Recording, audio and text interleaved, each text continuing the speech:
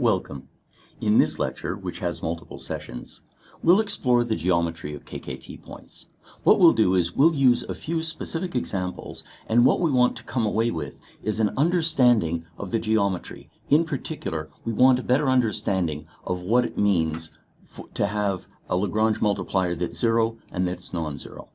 So the main concepts are that when a Lagrange multiplier is zero, that means that constraint is inactive. When the multiplier is positive, that means the solution is a boundary point of that constraint. And if a Lagrange multiplier is less than zero, the user has provided us with inconsistent constraints.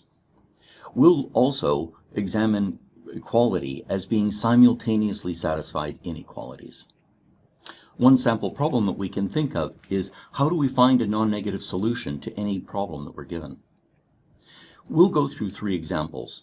We'll start with three constraints, and we'll discover that two of them become inactive as we apply all of the constraints. Then we'll look at two active constraints that interact with each other. And then we'll end with equality being simultaneous inequalities.